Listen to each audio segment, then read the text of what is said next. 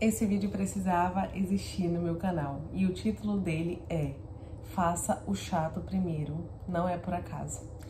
Eu fiquei bastante reflexiva esses tempos porque eu tive que voltar a estudar novamente lei seca e questões. E não que eu tivesse parado, mas estudar de uma forma assim mais afinca, sabe? Mais voltada para um estudo sem edital.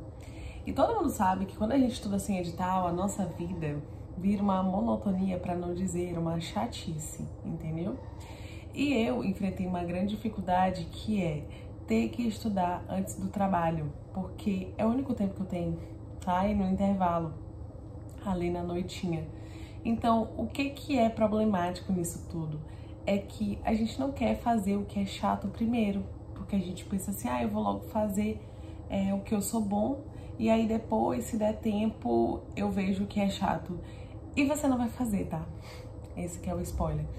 Porque quando eu não estudo lei seca e jurisprudência de manhã, dificilmente eu vou fazer isso em outro horário. Dificilmente, gente. Lei seca é uma coisa chata. É uma coisa que você mesma tem que refletir sobre aquilo que você tá lendo. Pense o quanto trabalhoso e o quanto você gasta neurônios nisso. Você vai querer fazer isso no final da tarde?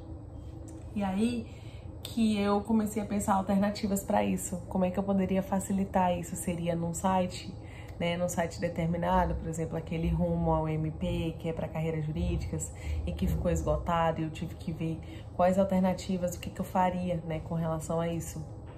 E eu decidi que eu ia estudar sozinha, igual eu fiz para a OAB.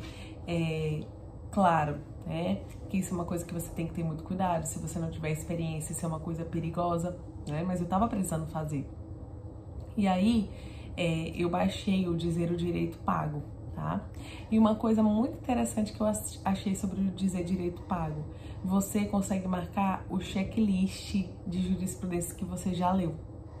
Gente, isso foi de uma coisa assim, eu vou dizer pra vocês, diferente no meu estudo, porque eu tinha uma grande dificuldade, tinha uma enorme dificuldade de organizar aquilo que eu já tinha visto e aquilo que eu não tinha visto.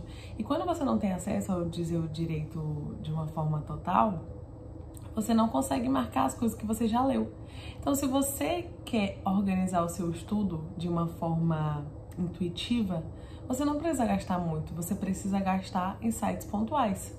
E aí que entra aquela questão da lei seca, né?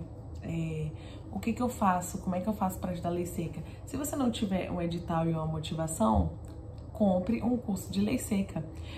Eu já vi muita gente falando assim, mas eu acho um absurdo um curso de lei seca, porque é um curso que vai te dar basicamente o que tem na lei. E qual é o problema? Qual é o problema? Se você mesmo não tá conseguindo organizar esse estudo, por que você não terceiriza ele? E é bem mais barato do que você comprar um cursinho de videoaula, que aqui no YouTube já tem muito, né? Então, assim, qual é o sentido de você estar procurando, né, um cursinho certo de videoaula se você não tá fazendo o principal? Eu não vejo sentido uma pessoa que não estuda lei seca nos dias de hoje.